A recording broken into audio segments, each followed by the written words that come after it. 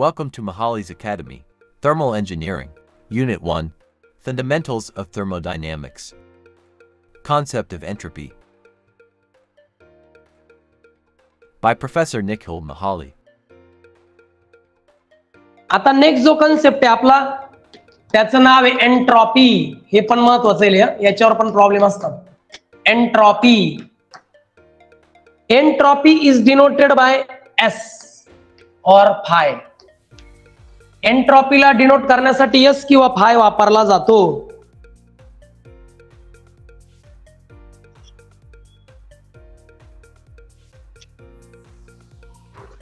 लिहा,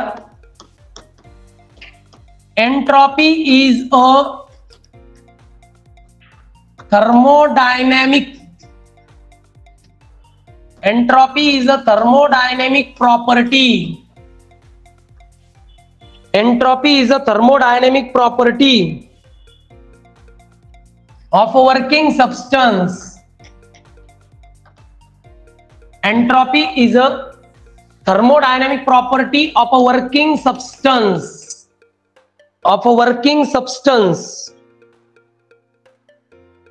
which increases with the addition of heat.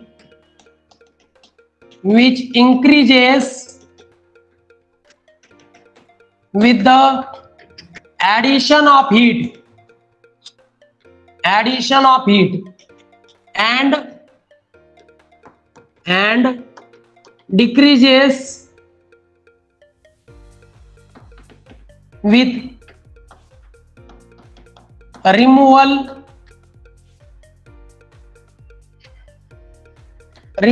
of heat.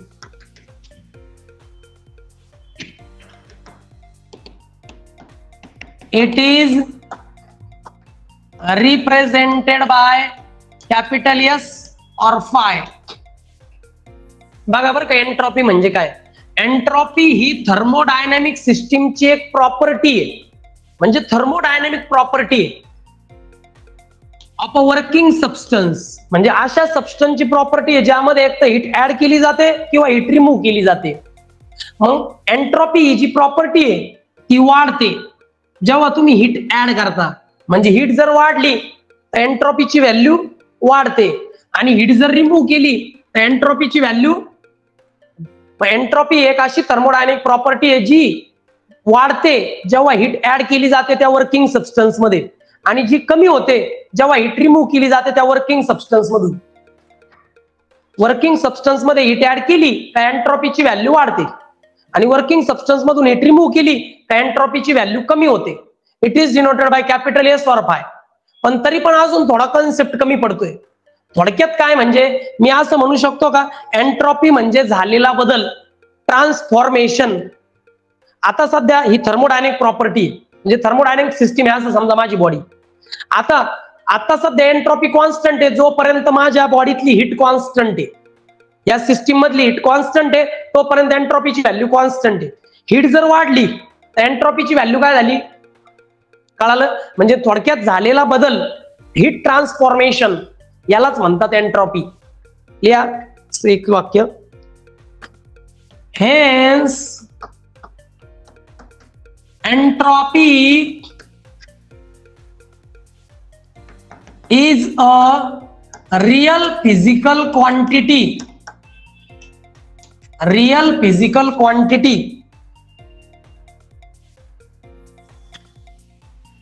and definite function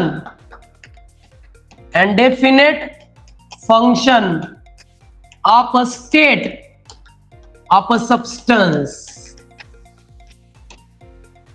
मग entropy म्हणजे दुसरं तिसरं काही नाही, ही त्या थर्मोडायनॅमिक सिस्टीमची फिजिकल क्वांटिटी आहे.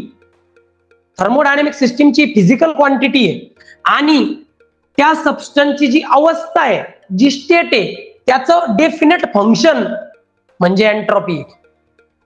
Actually it is a transformation of heat. Heat एक तर ऍड झाली तर एंट्रॉपी वाढेल, हीट रिमूव्ह झाली तर एंट्रॉपी कमी होईल. म्हणजे काय, एंट्रॉपी एक फिजिकल क्वांटिटी आहे जी ऍड झाल्यावर वाढते आणि रिमूव्ह झाल्यावर कमी होते. जसं मी जेवण केल्यावर वजन वाढेल, जेवण नाही केल्यावर वजन कमी होईल महिन्याभराच्या फरकाने.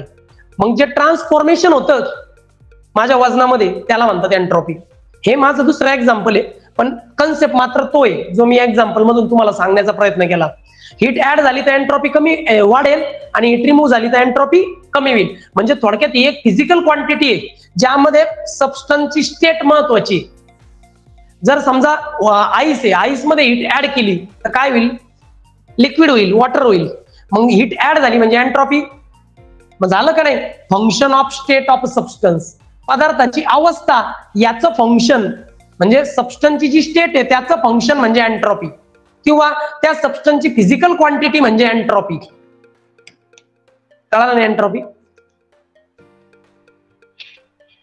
It is an extensive property. It is an extensive property.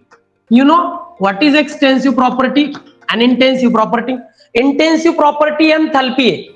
म्हणजे इंटेन्सिव्ह प्रॉपर्टी एंथॅल्पी म्हणजे कशी की एखादी थर्मोडायनामिक सिस्टीम आहे, त्याच्या आतमध्ये अगोदरची जी टोटल हीट आहे, आतमध्ये जी अगोदरची टोटल हीट आहे त्याला म्हणतात इंटेन्सिव्ह प्रॉपर्टी एंथॅल्पी. मग एंथॅल्पी काय झाली? इंटेन्सिव्ह प्रॉपर्टी झाली ना, कारण आतलीच हीट आहे, बाहेरची ऍड केली रिमूव्ह केली का? मग इंटरनल टोटल हीट याला म्हणतात एंथॅल्पी. मग ती आतली प्रॉपर्टी आहे म्हणून त्याला म्हणायचं इंटेन्सिव्ह प्रॉपर्टी. बाहेरच्या हीटचे काय संबंध आहे का? आता एंट्रॉपी बघा. एंट्रॉपी एक्सटेन्सिव्ह प्रॉपर्टी आहे. म्हणजे एंट्रॉपी आपल्याला तेव्हाच कॅल्क्युलेट करता येते एकतर जेव्हा हीट ऍड होते किंवा एकतर हीट रिमूव्ह होते. म्हणजे बाहेरच्या हीटवर अवलंबून आहे का नाही, म्हणून याला म्हणतात एक्सटेन्सिव्ह प्रॉपर्टी. मग entropy is totally depend on the surrounding heat.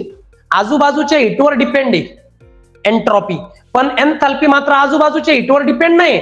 त्याच्या सेल्फ इट सेल्फ मध्ये म्हणजे स्वतः सबस्टन्स मध्ये जी टोटल हीट कंटेंट आहे त्याला म्हणतात एंथॅल्पी.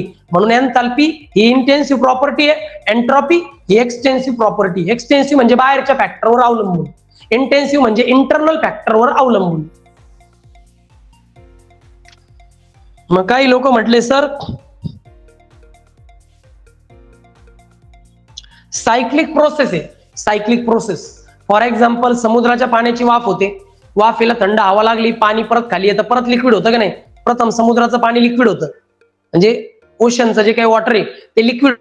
त्याला खूप जास्त उष्णता लागली, खूप जास्त टेम्परेचर वाढलं, त्याची स्टीम झाली. स्टीम हलकी आहे म्हणून ती वर गेली हवेमध्ये, त्याचे ढग तयार झाले.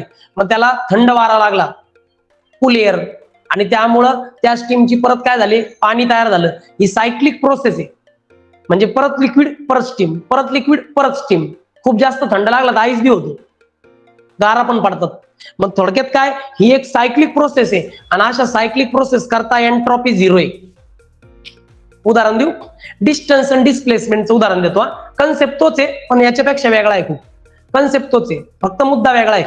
इथून मी नगरवरून सकाळी पुण्याला गेलो 100 किलोमीटर. किती गेलो? 100 किलोमीटर.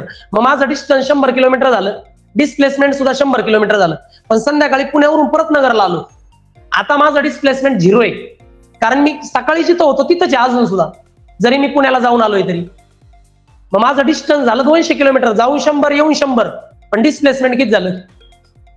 कारण मी इनिशियल पोझिशनलाच आलो, परत गेलो 100 आणि परत 100 आलो. तसं एंट्रॉपी, डिस्प्लेसमेंट म्हणजे एंट्रॉपी. एंट्रॉपी म्हणजे काय की तुम्ही लिक्विड होतं, लिक्विडचं स्टीम झालं, परत थंडवार लागला, परत लिक्विड झालं. म्हणजे सुरुवातीला काय होतं? लिक्विड होतं, आणि आता काय म्हणजे एंट्रॉपी काय झाली? कळालं का तुम्हाला? असं असतं. एंट्रॉपी जी आहे ती एक्सटेन्सिव्ह प्रॉपर्टी आहे आणि ती सायक्लिक प्रोसेस करता झिरो असते. For cyclic process entropy is zero. कुठल्याही सायक्लिक प्रोसेस करता एंट्रॉपी झिरो असते.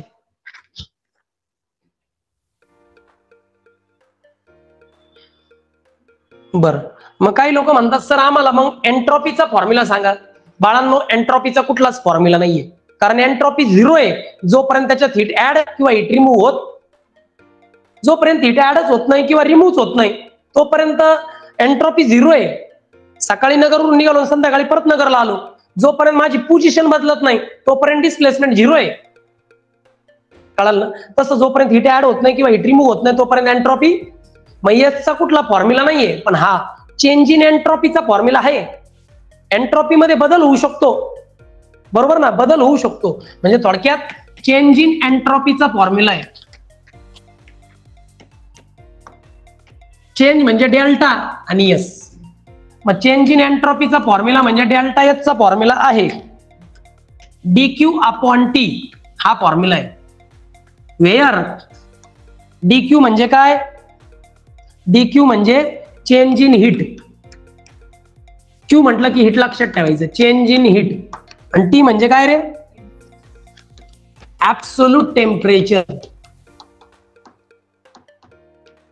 Absolute temperature. आणि डेल्टा एस माहितीच आहे तुम्हाला, चेंज इन एंट्रॉपी.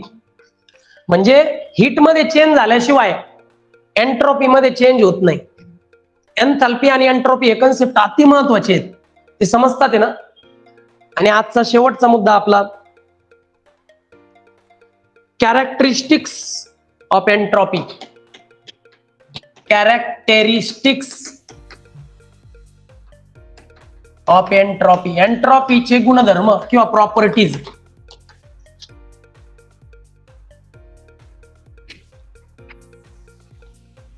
ऐका ना, एंट्रॉपी वाढते हीट ऍड केल्यावर, एंट्रॉपी कमी होते हीट रिमूव्ह केल्यावर.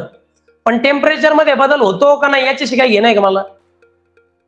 टेम्परेचर मध्ये बदल हो अगर ना हो, टेम्परेचर मध्ये चेंज झाला नाही तर नाही झाला, टेम्परेचर मध्ये बदल होईल किंवा नाही होईल, परंतु हीट मध्ये जर बदल झाला, हीट जर चेंज झाली तर एंट्रॉपी चेंज होते. Entropy increases when heat is supplied.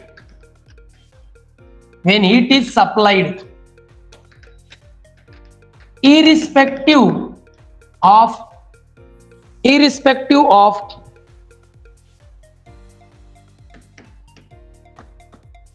temperature changes or not. Temperature मध्ये बदल हो अगर ना हो, पण हीट जर सप्लाय केली तर एंट्रॉपी वाढणार.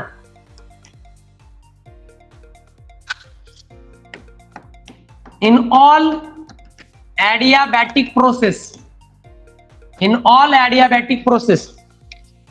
entropy remains constant. Entropy remains constant. adiabatic process म्हणजे काय? हीट घेतली नाही आणि हीट दिली नाही तर मग एंट्रॉपी बदलल का? मग एंट्रॉपी कॉन्स्टंट राहील. मी म्हटलं ना तुम्हाला, हीट ऍडही झाली नाही आणि हीट रिमूव्ह पण झाली नाही, म्हणजे त्या प्रोसेसला ॲडियाबॅटिक प्रोसेस म्हणतात. त्याच्यामध्ये एंट्रॉपी मग कॉन्स्टंट असते. आणि सायक्लिक प्रोसेस मध्ये, in cyclic process entropy is 0.